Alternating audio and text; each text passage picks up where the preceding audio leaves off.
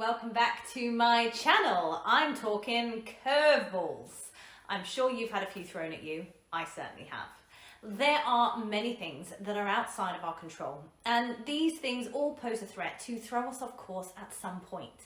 And you can do all the planning in the world, but there will be unwelcomed events or circumstances that will happen despite your best efforts to avoid them.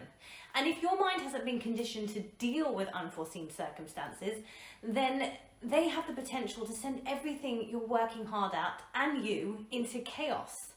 When life throws you a curveball, you've really only got two options. One, you can fall into this victim state. You can blame everyone and everything around you, viewing it as all your carefully laid out plans just gone to pot, and then spinning out by projecting fear and uncertainty into every option of dealing with it. So much so that it will either paralyze you to do nothing or instead rush you into an unhelpful response with your actions. Or the second option is accept what is and rise to the challenge.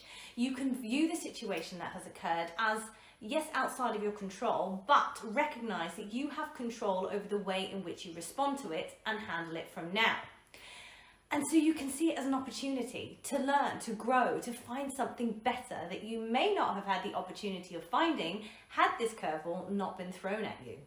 It all starts within the mind. Your responses and actions to any given situation will be dictated by your frame of mind and your confidence within yourself and your abilities and your perceptions of the event or circumstance. So the key here is to work on your perception. You want to be training your mind to locate the order amongst the chaos, to find the positive within the negative experience, and to seek the wisdom from any given circumstance. This is called reframing, and it's something you'll want to master. Don't wait until something has gone wrong, because by then it's too late. Your survival instincts will kick in and they'll override your ability to think clearly and rationally, and you'll default to the negative, such as our negativity bias as human beings.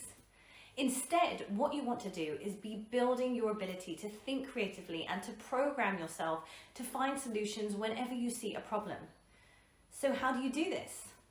By challenging your perception of things on the regular, daily in fact.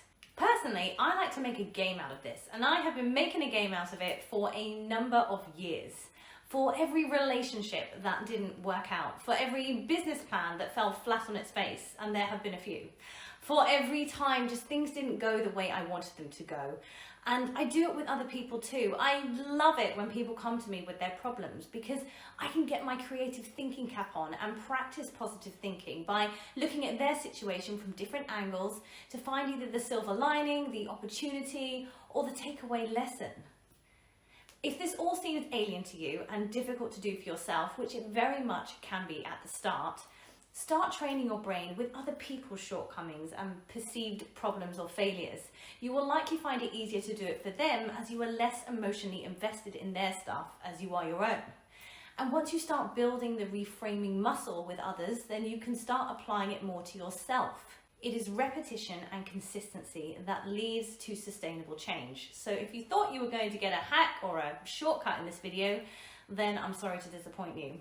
Although, if you want to learn how to deal with disappointment, then please do check out my previous video on that topic. But reframing takes time and practice, so have the patience with it, build it as a habit and add it into your mental toolkit to call upon whenever you need it. I'd love to know what curveballs you've been thrown recently.